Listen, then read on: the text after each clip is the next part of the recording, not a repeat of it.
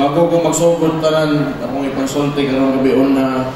Salamat kaayo gihimo ko ninyong mayor diri sa Tondakbayan. Thank you kaayo.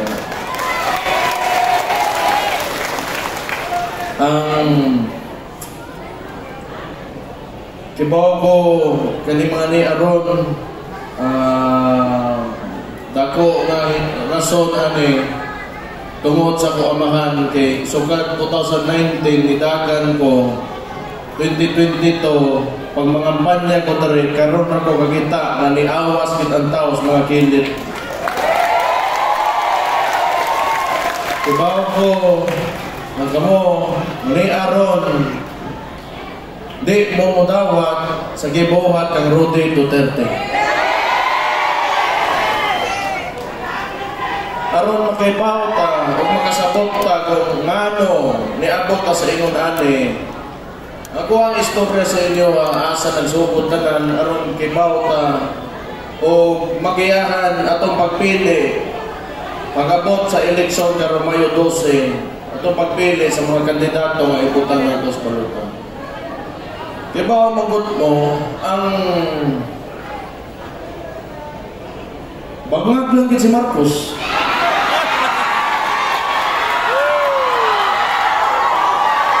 Bangag yun ang buwang. Isa kong bangag yun. Og ikaw, giubanan ka, o usa ka tao, kinakay gustong posisyon nga makuha dire, kini si Marcos, gusto mahimong presidente, ikay mo ni adto dire sa atong lugar, sa amuang lugar, resort ka dire. Nihangyo ka, nga ubanan ka sa amuang mayora ka ni adto, nga mahimo niyang vice-presidente, kay kibaw siya kadaghan siyang makuha ka boto labi na dire sa ato ang syudad. Unya pag-abot sa panahon nga nakatungtong ka, nabutang ka sa posisyon na himo kang presidente, imong pasagdan nga mura lang trapo, bangag yun ka. Bangag yun. Ang akong pangutanan kini kang Bongbong Marcos, naa ka diha karon kundi tungod sa akong igsuon nga atong vice-presidente sa Pilipinas.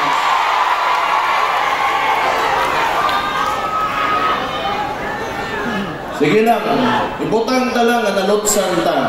Di magina to maperpekto ang kinabuhi, kaya mo po'y perpekto kita ng kalibutan sa tinuod lang yun. Pero karon eleksyon, doon na may mga kandidato, isa-isahon ko rin niya, doon na po tayo mga kandidato sa nasyonal o akong hangyoon, sa usahon akong paila-ila, sa guwatiriron, kaya ako salig pa po ko, na panahon mo anin sila, dilitanan, pa isa-isa, pero hangyo ko, o gusto yun mo, nga makita nilang kasugo sa Dabawin niyo, pilian niyo tanan ang naa sa PDP laban. Ibalik ko sa atin ito katong ipakita ninyo rin. Huwag makahinumdom mo. Ang administrasyon ni Marcos, murag bag-ura ng usa ka tuig, huwa pa'y usa ka tuig, ang unang gipadagan nga kabuang. Matawag na ko nga kabuang kay naghimo si nagpapel. Unya gitawag din nga People's Initiative, and yet it came from Congress. It did not come from somebody within the community nga naay gusto People's Initiative nga papirmahan nila sa mga tao, unya maghatag sila kwarta without even explaining unsay content anang People's Initiative nila, and that is to change the Constitution so that they can prolong their term in government. Mao nang unang i-priority ng Marcos. Karon makita nato kung unsa nganong gusto kay nila nga mawa sa storya ng akong igsoon. Ikibaw sila hantod sa na akong igsoon diha, ang inyong vice-presidente, kamoy nagbutang mga Dabawin niyo, salamat kaayo sa inyo ha. Di gyud sila makalahos sa ilang mga plano kay hantod sa naami.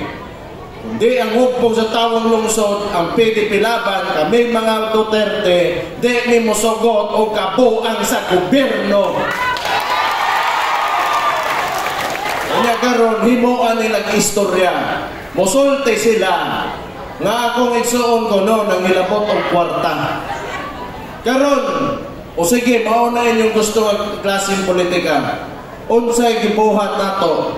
Naatay mga abogado o mga senador nga nanagan karon usa diha si Vic Rodriguez nga ni-file og kaso sa Korte Suprema para motubag kung asa ang kwarta nga bilyon-bilyon nawa sa PhilHealth o ngano naatay national budget nga gipasa dito sa taas nga walay pirma sa mga senador. Mura ka naghatag og blanco nga cheque anak.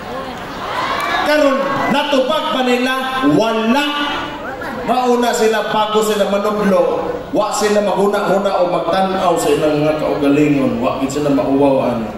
O karon, kapindihon mo, kaya naghimo mo kabuang, kaya karon nahibawan, unsa inyong buhaton, mangidnap mo former president, away laing gibuhat, kundi nagmahalan sa iyang nasod.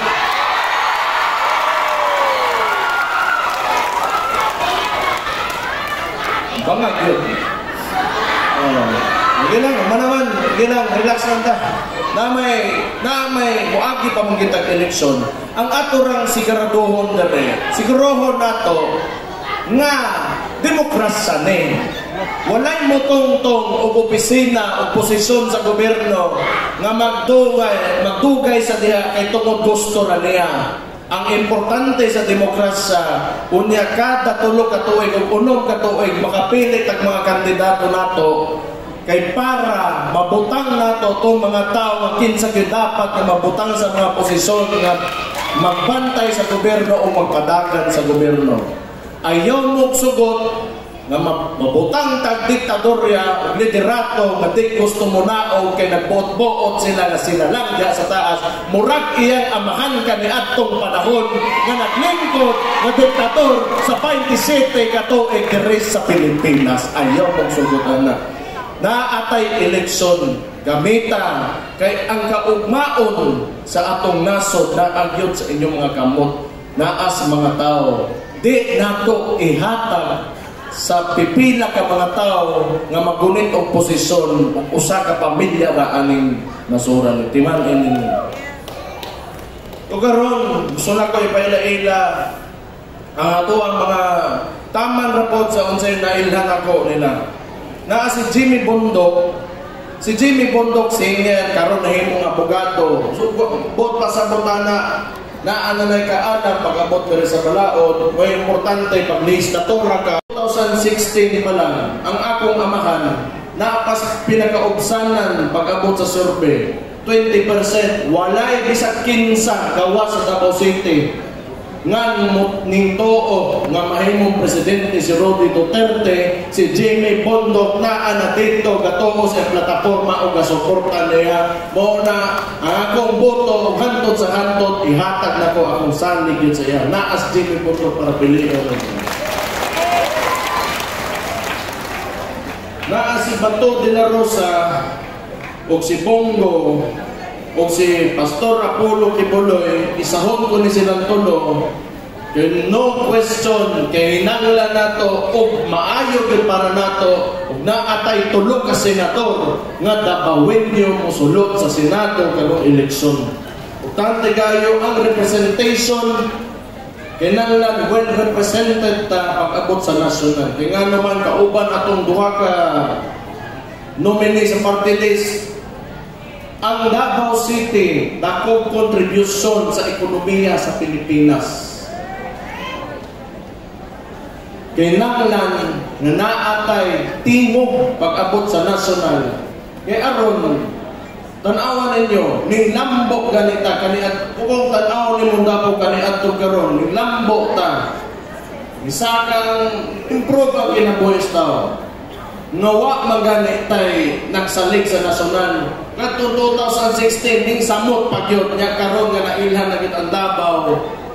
Padayon nato kung unsa gid ang mga kaayuhan nga nahimo nato dili lang sa akong amahan pati sa iyang mga kaubanan naa si Bato de la Rosa, si Pongo o si Pastor Apollo Kipuloy ato ni silang pilion o suportahan.